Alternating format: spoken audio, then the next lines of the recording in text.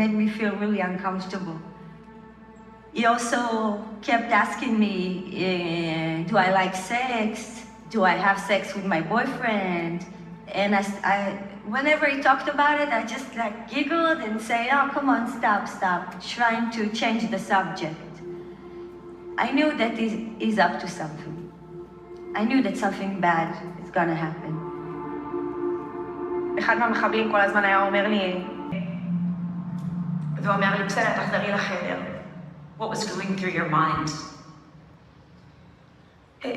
פחדתי ממש. כל הזמן פחדתי. היו כל כך הרבה רגעים שזה היה כמעט יותר. פשוט הגוף שלך הוא פתוח לכלל. אין לאן לברוח. וגם אם יאנסו אותי או שיקרה לי הידיים פה. הקלות שבה הם עושים את זה. החיוון נשק לראש ופשוט לעשות מה שהם רוצים זה דבר שיכול לקרות בכל רגע. את יכולים לאיים אותך באמצע הלילה ולעשות את זה לנגד עיני שאר החטופים. יכולים לקחת אותך לחדר אחר, יכולים פתאום להיכנס לך למקלחת, פתאום לשירותים. כי מי ידע גם? מי ידע?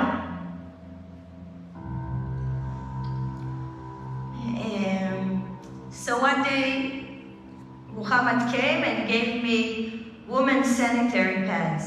He said, damn, when you get your period, after that, you'll take a shower and you'll wash your clothes. And he kept repeating that every couple of times a day. Something is about to happen.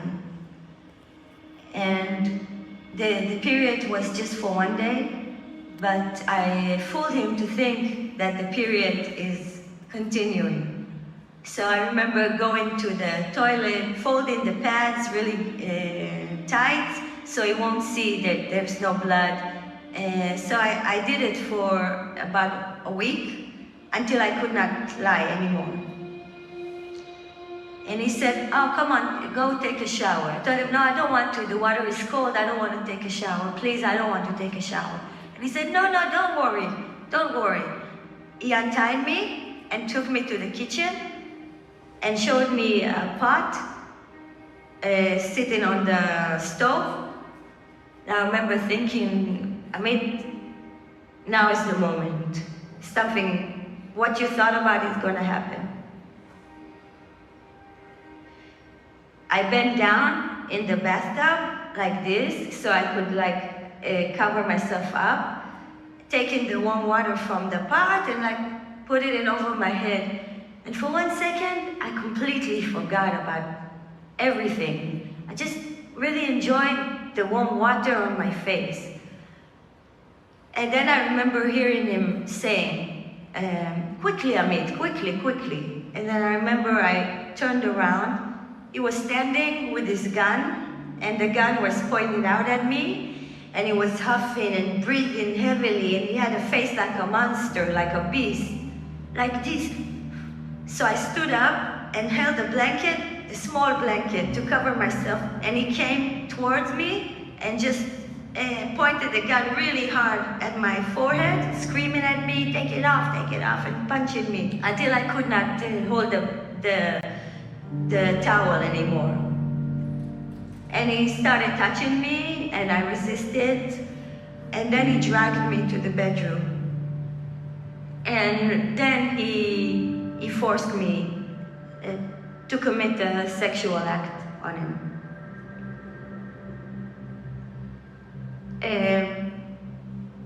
And I remember the entire time I was thinking, Amit, okay, you know it's gonna happen. It's really happening. I said to myself, okay, you can handle this. You just want to survive. You need to survive. Your mom, your family is waiting.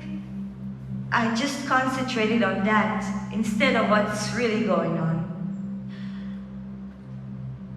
And when he was finished, he went to clean himself up. I got dressed, covered myself up, and I was crying.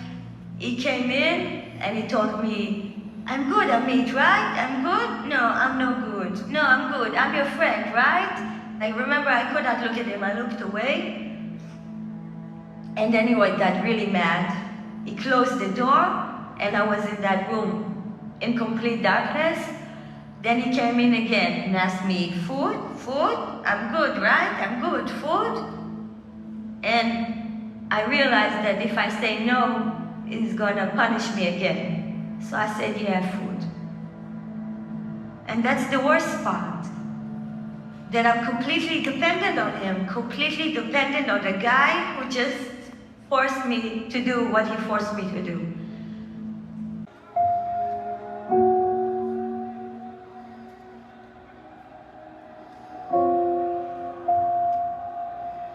When you start hearing the stories, starting from psychological abuse, layer on top of that physical abuse, and that could be beating, and that could be branding, and it could be... Branding? What do you mean? What's branding?